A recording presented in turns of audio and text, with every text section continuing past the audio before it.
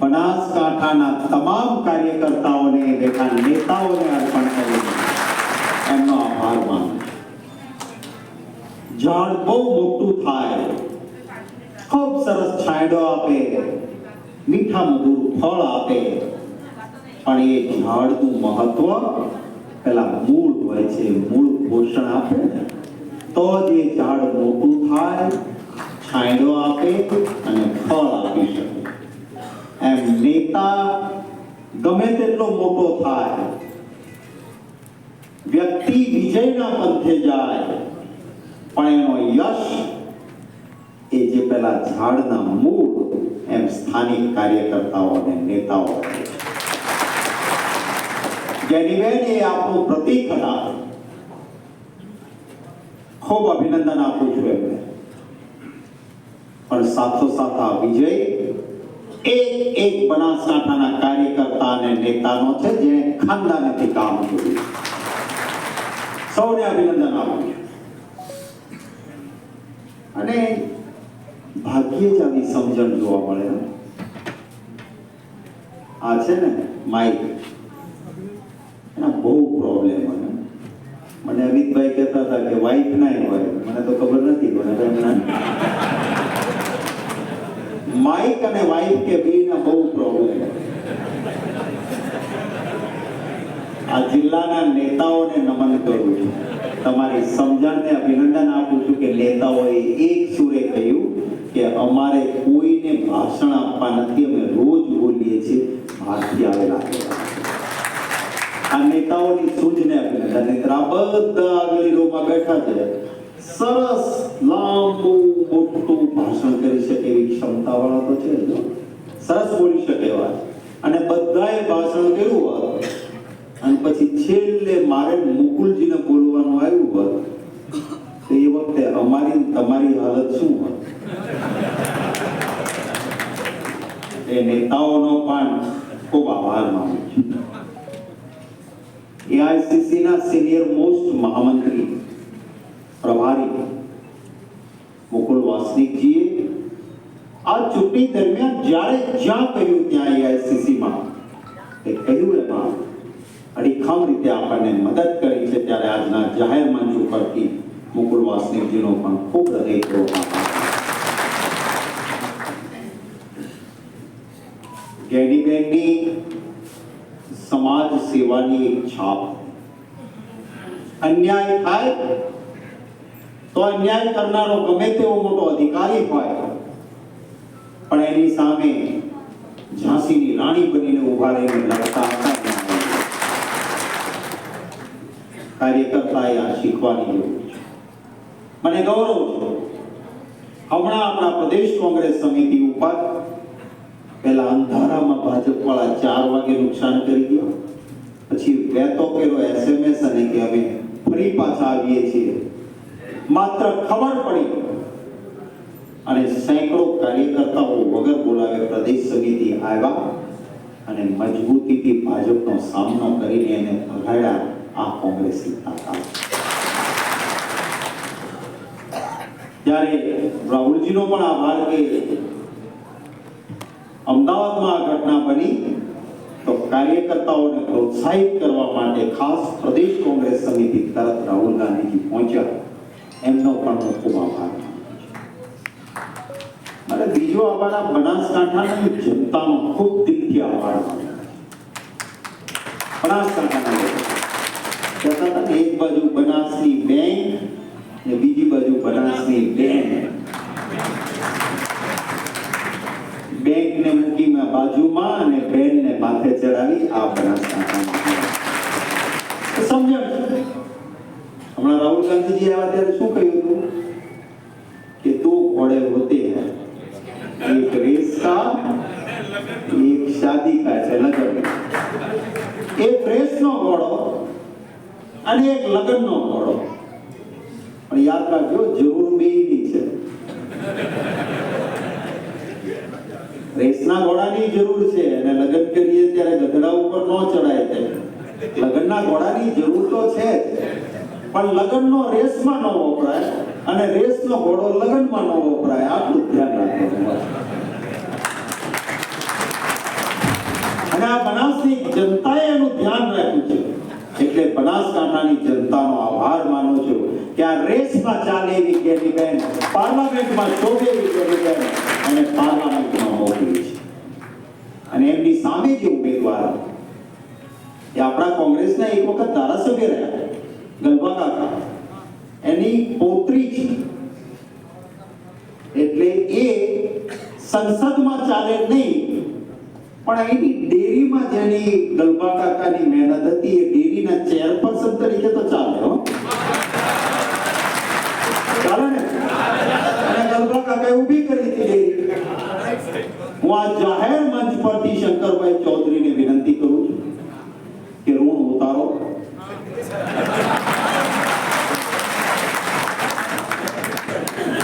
ગલભા કાકાનું ઋણ ઉતારો. ગલભા કાકાની પોત્રીને ને મેં કીધું એ પાર્લામેન્ટમાં નહીં ચાલે, પણ ડેરી સારી ચાલશે હો, મારી ગેરંટી. મોદી की गारंटी જેવી નહીં, ये मेरी गारंटी है कि शंकरभाई करता सारी बैंक રેખાબેન ચલાવશે. અત્યારે તો એ ડેરીમાં સારી ડેરી ચલાવશે. એ ડેરીની કે બેંકની અંદર, કારણ કે આ લડાઈ એક વ્યક્તિના અહંકારની હતી. એક વ્યક્તિના અહંકાર સામે બધું જ હતું. અને ખૂબ મને આનંદ એ વાતનો છે કે અહંકારને ટક્કર મારીને ગેનીબેનને સાંસદ બનાવ્યા છે. જો તમે તમારા પાસે સહકારી સંસ્થા છે, સહકારી સંસ્થા એટલે શું? મધપુડા જેવું એનું હોવું જોઈએ. મધપુડા પરથી એવું કહેવાય છે, જેને સંશોધન કર્યું છે એ છે કે મધપુડામાં કોઈ માખી નબળી હોય તો બીજી માખીઓ એને સહાય કરીને મધ સુધી, એક માખી જો મધપુડામાંથી બીમાર કે નબળી થઈને પડી ગઈ હોય નીચે, તો બીજી મધમાખી એમ ન વિચારે કે હવે મધ ભેગું કરી એવી છે નહીં, બીમાર છે, એક મધ ખાતું ઓછી થઈ જવા દો, એમ નહીં. ચાર ભેગી થાય એને પકડીને પાછી મધપુરા પર લાવે કે બીમાર છે મારી, તારો આ મધ પર એટલો જ અધિકાર છે જેટલો અમારો અધિકાર છે, તારો પહેલો અધિકાર છે. આ મધમાખીની ભાવનાથી સહકારી સંસ્થા અહીંયા ડેરીમાં કે બેંકમાં કોઈ નબળો ખાતેદાર જરૂરિયાતમંદ એના છોકરાને નોકરી મળે છે? મળે છે? લાભ એને નથી. કેવી રીતે નોકરીઓ મળે છે એમાં મારે બહુ પડવું નથી. જાણો ને તમે બધા ખબર ને? ત્યારે આ પરિસ્થિતિની વચ્ચે કોંગ્રેસ પાર્ટીએ મજબૂતીથી લડવા. રાજસ્થાનમાં અશોક ગેહલોતજીની સરકાર હતી, થોડુંક જ આમ તપીએ ત્યાં રાજસ્થાન આવે. મારા પશુપાલકો માટે દૂધ માટેની સ્પેશિયલ સબસિડી રાજસ્થાનમાં કોંગ્રેસની સરકાર આપતી હતી, તો અહીંયા પશુપાલકોને ભાજપની સરકાર દૂધની સબસિડી કેમ ન આપે સવાલ કરવાનો છે. નર્મદાનું પાણી હોય વિભાગનો મંત્રી રહ્યો. નર્મદાના પાણી પર બનાસકાંઠાનો અધિકાર શા માટે હજી સુધી? નર્મદાનું પાણી જો અશોક ગેહલોત સાહેબની સરકાર રાજસ્થાનમાં ઠેકાણે સુધી પહોંચાડી શકી, તો બનાસકાંઠામાં જે કમાન્ડ એરિયા મળવો જોઈએ ત્યાં નર્મદાનું પાણી કેમ નથી પહોંચ્યું? આનો સવાલ કરવાનો અધિકાર પણ બનાસકાંઠાના લોકોનો છે. આ અવાજ આપણે જરૂર ઉઠાવવો પડે. હું આપ સૌને વિનંતી કરું છું કે લોક પ્રશ્નો માટે લડજો. કોંગ્રેસનો કાર્યકર્તા જનતાને તકલીફ પડે તો ત્યાં બરાબર અડીખમ ઉભો રહીને જન પ્રશ્નો માટે લડે એ વિનંતી કરું છું. રાહુલ ગાંધીજી લડે છે ને, ક્યાંય પણ તકલીફ પડે એ માણસ દોડીને પહોંચે છે. નાનામાં નાના ગરીબ માણસની મુશ્કેલીમાં એના આંસુ લૂછવા પહોંચતા હોય, જો આપણા નેતા પહોંચી શકતા હોય તો એક કાર્યકર્તા તરીકે આપણે કેમ ન પહોંચીએ? એની સાથે રહીને લડીએ. આમાં બનાસકાંઠાના કાર્યકર્તાઓ મદદરૂપ બને એવી વિનંતી કરું છું. હમણાં હમણાં ભાજપવાળાને બહુ તકલીફ પડી હતી ને, આખા દેશમાં પડી, 400 કે પાર તડીપાર થઈ ગયા. એકલા હાથે સરકાર બનાવી એવું નથી રહ્યું. કેવા લોકોના ટેકાથી એને સરકાર બનાવવી પડી? જે नीतीश कुमार विषय एम कहता था कि इसका डीएनए गड़बड़ है. चंद्राबाबू नायडू ने एम कहता था कि ये वो आदमी है जिसने ससुर के पीठ में खंजर भोंका था, इस पे विश्वास नहीं, एनडीए के दरवाजे बंद है भाइयों बहनों. अब ये चंद्राबाबू नायडू ની એક ઘોડી અને જેને ડીએનએ ગડબડ કહેતા હતા એની બીજી ઘોડી, અને વગર પગે સરકાર હલાવવાનું આવ્યું છે. કહેવાય છે ને કે બહુ જ અહંકાર ઊંટે કેળા ત્યારે ભગવાને ઊંટને તે પર્વતની નીચે ઉભો રાખ્યો અને પછી કહ્યું કે અબ આયા હૈ ઊંટ પર્વત કે નીચે. ખબર પડે. અત્યાર સુધી ખૂબ પ્રયત્ન કર્યા રાહુલ ગાંધીજીને ખરાબ ચિતરવા માટે, બહુ પ્રયત્નો કર્યા. જવાહરલાલ નહેરુજીને વિશે ખૂબ ખરાબ વાતો બોલ્યા, પણ હાથીને હેઠો બેસાડી ગયો તો પકડી કઈ હાથીથી મોટી થાય? નીચે બેસાડી ગયો, હાથી ઝુકાડી દે, એનાથી કઈ પકડી હાથીથી મોટી ન થઈ. હવે આજે ભારતીય જનતા પાર્ટીને, જે પહેલા અમે તો સંસદમાં રાજ્યસભામાં પેલા શું કહેતા, એક અકેલા સત્તાધારી, કોઈ દિવસ ના કીધું ભાજપની સરકાર, કોઈ દિવસ ના કીધું એનડીએની સરકાર. હવે વારંવાર કહેવું પડે છે ये एनडीए नहीं डबल एनडीए है. पहला एन माने नीतीश बाबू है, दूसरा एन फिर नायडू बाबू है, ये डबल एनडीए. आ जनतानी ताकत है. लोकशाही में ना मैं भारी हूं ना तू भारी है, जनता जनार्दन ही सबसे भारी है. જેની વિજય એ જનતા જનાર્દનની સમજણનો વિજય છે, લોકતંત્રનો વિજય. રાહુલ ગાંધીજી સંસદમાં બોલ્યા, અને સંસદમાં બોલ્યા એટલે શિવજીનું દર્શન કરાવ્યું. એમણે કરાવ્યું ને, શિવજીનું દર્શન કરાવ્યું. શિવ પુરાણમાં આવેલી તમામ વાતો કહી દીધી સંસદમાં.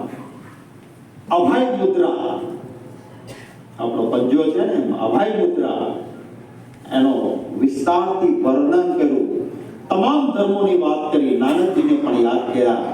અને ઇસ્લામ ધર્મમાં આપણે પીરનો પંજો, એ પણ કહે છે ડરો મત, ડરાવો મત.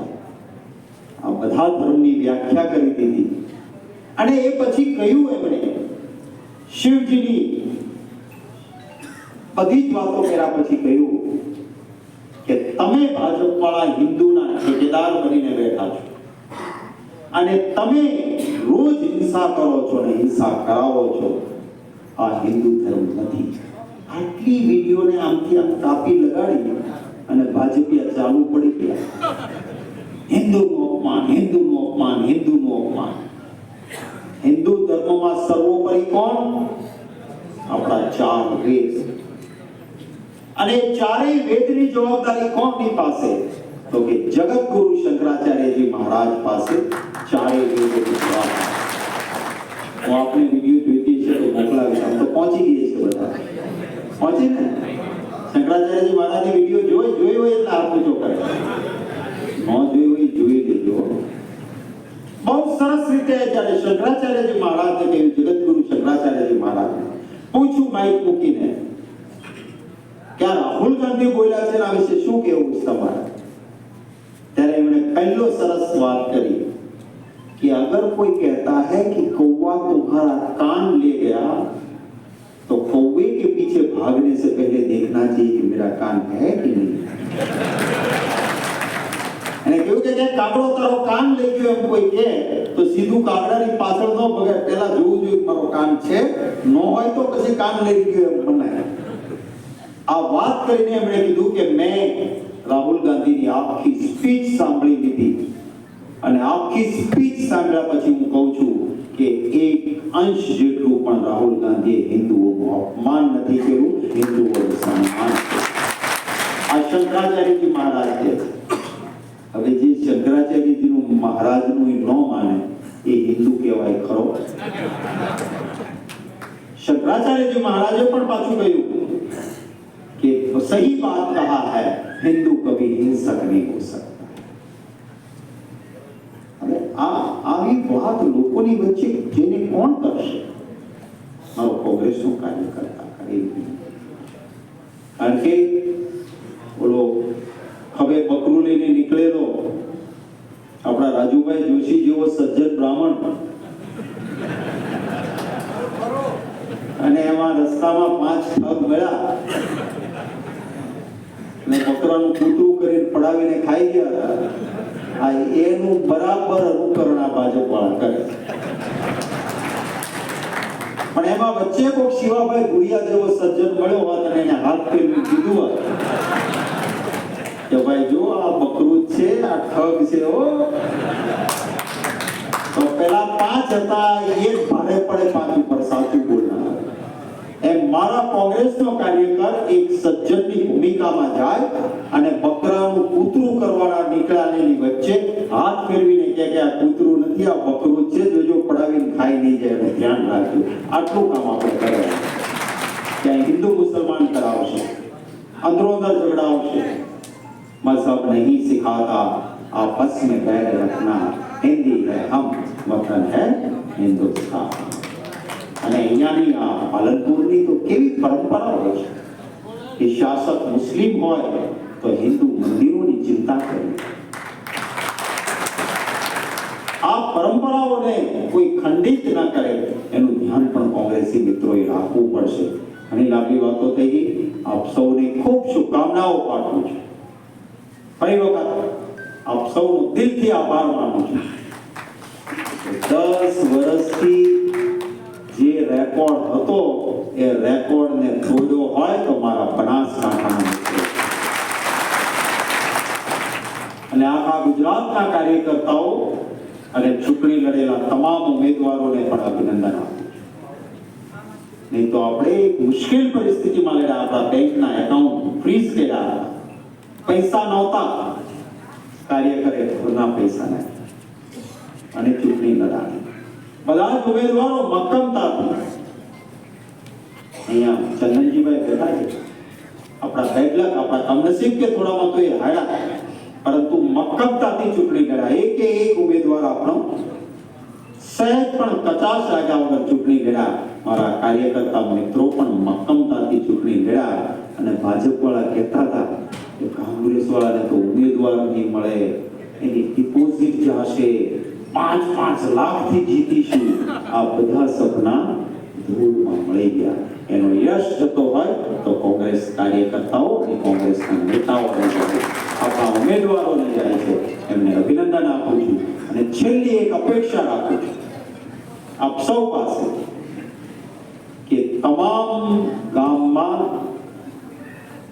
કોંગ્રેસના આગેવાનોની ગ્રામ સમિતિ બનવી જોઈએ. અને ગામમાં જે બૂથ છે એ બૂથના એક પ્રભારી, એક બૂથના સહપ્રભારી અને એક બૂથના મહામંત્રી, દરેક બૂથમાં 3 વ્યક્તિ નામ, એડ્રેસ, વોટર આઈડી કાર્ડના નંબર સાથેની યાદી કરીને તૈયાર કરવી છે. આમાં મને મદદ કરવાના હોય હાથ ઊંચો કરે. જો આટલા લોકો મદદ કરો તો કામ મારું થઈ જાય. પણ હાથ ઊંચો કર્યો છે એની ગંભીરતા લેજો. જિલ્લાના આગેવાનોને, જિલ્લાના પ્રભારીશ્રીઓને વિનંતી કરીશ કે અહીંયા બરાબર આનું કામ કરજો. બળદેવજીભાઈએ પૂરો સમય આપ્યો. એણે એમ કીધું કે કદાચ મારાથી કોઈને કડક કહેવાય ગયું હોય તો હું ગેરંટી સાથે કહું છું કે કદાચ નહીં 100% કીધું. પણ એની મોટા એ વાતની છે કે એને કીધું કે હું દિલથી માફી પણ માંગુ છું, મેં ચૂંટણી જીતવા માટે આ કર્યું હતું. એટલા માટે એમનો આભાર માનું છું.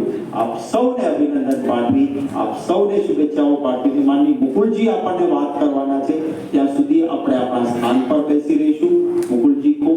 સરળતાપૂર્ણ વાત કરે છે એમની વાત આપણે સૌ સાંભળશું એટલે ખાસ વિનંતી મુકુલજીનું ભાષણ પૂરું થાય ત્યાંથી